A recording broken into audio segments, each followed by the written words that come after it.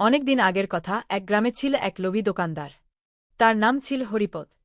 হরিপদ ছিল খুব লোভী, সে সবসময় বেশি টাকা কামানোর চেষ্টা করত।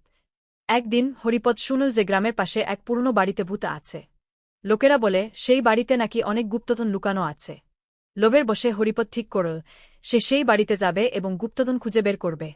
এক রাতে যখন সবাই ঘুমাচ্ছিল, হরিপদ সেই পুরনো বাড়ির দিকে রওনা হল। বাড়িটা ছিল অন্ধকার আর ভয়ঙ্কর, কিন্তু লোভের বশে হরিপদ ভেতরে ঢুকল। সে এদিক ওদিক খুঁজতে লাগল, কিন্তু কোথাও গুপ্তধন পেল না। হঠাৎ সে একটা অদ্ভুত আওয়াজ শুনতে পেল। হরিপদ ভয় পেয়ে গেল, কিন্তু সে পালানোর চেষ্টা করল না। সে ভাবল হয়তো এটাই সেই গুপ্তধন। সে আওয়াজ অনুসরণ করে একটা ঘরে ঢুকল। সেই ঘরে সে দেখল একটা ছোট বাক্স।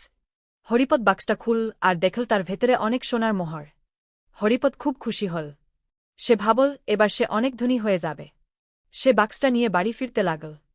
কিন্তু পথে তার মনে হল এই গুপ্তধন তো তার নেয়, এটা তো ভূতের। তার লোভ কমে গেল, আর সে বুঝতে পারল যে অন্যের জিনিস নেওয়া অন্যায়। হরিপদ ফিরে গেল সেই পুরনো বাড়িতে।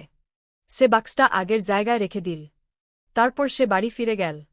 সেই রাতে হরিপদ খুব শান্তিতে ঘুমাল। সে বুঝতে পারল লোভের চেয়ে সত্তা অনেক বেশি মূল্যবান।